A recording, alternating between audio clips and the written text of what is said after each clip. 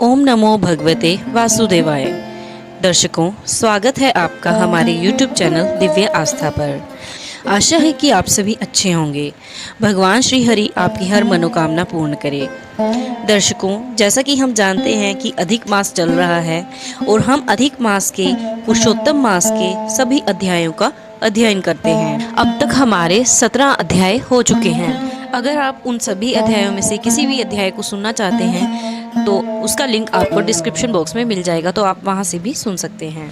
आज हम शुरू करेंगे अपना 18वां अध्याय। दर्शकों, वीडियो शुरू करने से पहले आपको एक निवेदन है कि प्लीज़ अगर आप इस चैनल पर नए हैं तो इस चैनल को सब्सक्राइब ज़रूर कर दीजिएगा और कमेंट बॉक्स में जय श्री हरि लिखने के साथ साथ आप लोग अपने सुझाव ज़रूर डालिएगा ताकि मुझे मोटिवेशन मिल सके और मैं वीडियोस को और भी अच्छे तरीके से आपके आगे पेश कर सकूं और अपने हिंदू संस्कृति को बढ़ावा दे सकूं। आशा है कि आप लोग सब्सक्राइब और कमेंट्स और लाइक ज़रूर करेंगे। तो आइए आज हम अपनी वीडियो को शुरू करते हैं। कल यानी कि 17वें अध्याय में हमने श्रवण किया था कि कैसे सुदेव के पुत्र की मृत्यु हो गई थी और जो सुदेव ब्राह्मण था वह पूरे शोक सागर में डूबकर विलाप कर रहा था और भगवान को पुकार रहा था। तो आज हम 18वें अध्याय की शुरुआत करते हैं जिसमें कि भगवान का सुदेव को अमोघ वर देना है तथा एक धुनी मुनि की कथा को कहना है। तो आइए हम अपनी कथा को शुरू करते हैं। नारद बोले, हे तपोनिधि, राजा दृढ़धन्वा को वाल्मीकि जी ने उसके उपरांत क्या सुनाया, कृपया मुझे भी सुनाइए। श्री नारायण जी बोले, दृढ़धन्वा अपने पूर्व जन्म की कथा सुनकर आश्चर्यचकित रह गया और वाल्मीकि जी से फिर पूछा। दृढ़धन्वा बोला, हे ब्राह्मण, आपके वचन अमृत के समान मीठे हैं जिनको सुनकर मन ही नहीं भरता है, आगे का चरित्र सुनाइए। वाल्मीकि जी बोले, हे राजन, सुनिए। वह ब्राह्मण जिस समय पुत्र शोक में विलाप कर रहा था उस समय 10 दिशाओं में गर्जन करता मेघ छा गया और पर्वतों को कांपती हुई भयानक हवा चलने लगी।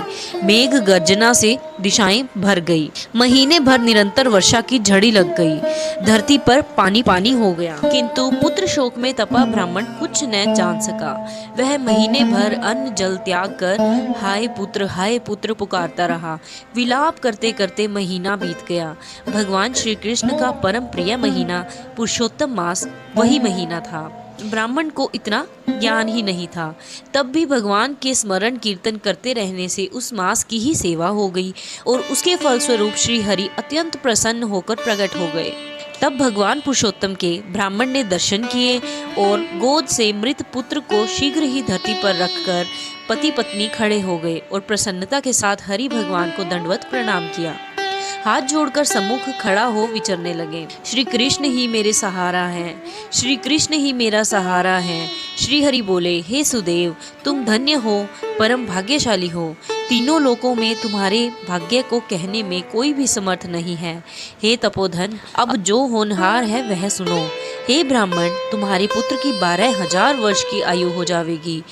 इस पर एक प्राचीन इतिहास जिसे राजा रघु से श्री मार्कंडेय ऋषि कह चुके हैं सुनाता हूँ। प्राचीन समय में एक बड़े मन वाले धनु नामक मुनि हुए। उन्होंने संसारी मनुष्यों को पुत्र संबंधी मानसिक दुख से दुखित देखा।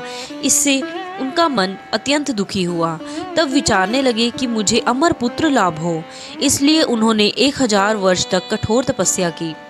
तब देवताओं ने आकर धनु से कहा, हे मुनीश्वर, हम तुम्हारे तप से बहुत प्रसन्न हैं। तुम्हारा कल्याण हो, जो इच्छा हो वह मांग लो।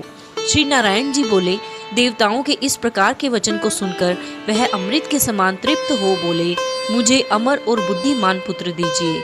सब देवताओं ने कहा, ऐसा अभी पृथ्वी पर तो नहीं हो सकता। तब फिर ब्राह्मण ने कहा, निमित्त वायु वाला पुत्र दे दीजिए। देवता बोले, निमित्त किसे कहते हैं? मुनि बोले, यह सामने जो बड़ा पर्वत है, जब तक यह रहेगा मेरा पुत्र भी तब तक जीवित रहे। तब देवता, ऐसा ही हो, ऐसा ही हो, यह वरदान देकर स्वर्ग में चले गए। धनु शर्मा ने भी समय आने पर वैसा ही पुत्र प्राप्त कर लिया। वह पुत्र चंद्रमा सदृश बढ़ने लगा। जब यह 16 वर्ष का हो गया तब उससे पिता धनु मुनि बोले, हे पुत्र, महात्माओं की निंदा कभी न करना। फिर भी वह मुनियों को सताता रहा क्योंकि वह निम्मित आयु था। इस घमंडवश वह उन्मत्त होकर मुनियों को कुछ भी नहीं समझता था। एक बार क्रोधी मुनि महर्षि विधि पूर्वक शालिग्राम भगवान का पूजन कर रहे थे। उसी समय वह धनुपुत्र आ पहुंचा और उस मूर्ति को झटपट उठाकर चंचलता से गहरे कुएं में डाल दिया, जिससे मुनि ने शाप दिया, किंतु वह न मरा। तब मुनि सोच में पड़ गया, अरे इस धनु के पुत्र को देवताओं ने भी निमित आयु बना दिया है। इस प्रकार चिंता करते हुए मुनि लंबी श्वास छोड़ने लगे। उस श्वास से अनेकों भैंसे उत्पन्न हो गए, जिन्होंने उस पहाड़ में टक्कर मार कर टुकड़े टुकड़े कर डाले, तथा उसी समय उस मुनि के शाप से वह पुत्र भी मर गया। धनु शर्मा मरे पुत्र को देखकर उसके शरीर को रोने लगा। दुखी ब्राह्मण अग्नि प्रज्वलित कर उसमें पुत्र सहित भस्म हो गया। भगवान बोले, हे तपोधन, यह पुत्र तुम्हें गरुड़ ने दिया है। ऐसा पुत्र पाने से तुम इस संसार में प्रशंसनीय होंगे। मैंने तुम्हारे इस पुत्र को पुरुषोत्तम मास के व्रत से प्रसन्न होकर बड़ी उम्र का बना दिया है। गृहस्थ धर्म का पूर्ण सुख भोग कर तुम ब्रह्मलोक में जाओगे और वहां भी सुखी रहोगे। इस प्रकार वहां 1000 देवताओं के वर्ष तक सुख भोगोगे।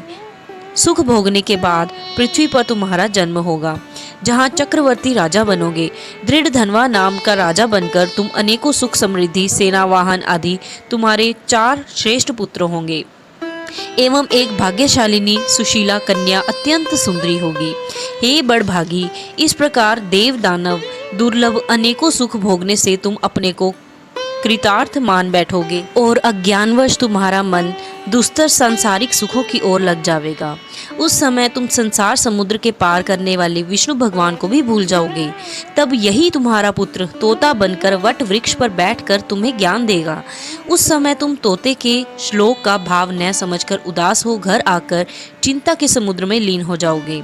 उस समय हे ब्रह्मांडोत्तम, तुम्हें वाल्मीकि ऋषि आकर ज्ञान देंगे। तब संशय निवृत्त होने पर सांसारिक सुखों को त्याग कर श्री हरि पद को अपनी स्त्री के साथ पाओगे, जिसमें गया लौटता नहीं है। इस प्रकार भगवान के कहते वह ब्राह्मण पुत्र उठ बैठा। स्त्री पुरुष पुत्र को देखकर बड़े ही प्रसन्न हुए।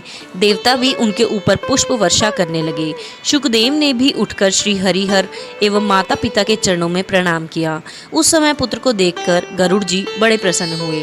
ब्राह्मण आश्चर्यचकित होकर श्री जगदीश्वर हरि को प्रणाम कर हाथ जोड़कर अपने हृदय के संशय निवृत्ति के लिए मधुर वचन में बोला, हे प्रभु, मैं 4000 वर्ष तक कठोर तप करता रहा। तब आपने प्रकट होकर कहा था, हे पुत्र, तुम्हारे भाग्य में पुत्र है ही नहीं। अब उसके विपरीत स्वयं आकर आपने मेरे पुत्र को जीवित भी कर दिया। इसका क्या कारण हो सकता है प्रभु? कृपा मुझे बताइए। श्री बृहदनाथीय पुरुषोत्तम मास महात्म्य 18वां अध्याय समाप्तम। तो दर्शकों, यह था पुरुषोत्तम मास महात्म्य का 18वां अध्याय। कल हम सुनेंगे कि कैसे दृढ़ धनवा अपने पूर्व जन्म को सुनकर चकित होता है और अधिक मास के बारे में वाल्मीकि ऋषि जी उसे क्या कहते हैं। तो दर्शकों, आशा है कि आपको यह वीडियो पसंद आई होगी। अगर आपको यह वीडियो पसंद आई है तो प्लीज़ इसे लाइक ज़रूर कर दीजिएगा। एक सब्सक्राइब बटन है, उसे ज़रूर दबा दीजिएगा, ताकि आपको हर न्यू वीडियो का नोटिफिकेशन समय अनुसार मिल सके। अंत तक वीडियो देखने के लिए आपका बहुत बहुत धन्यवाद। ओम नमः शिवाय। जय श्री हरि।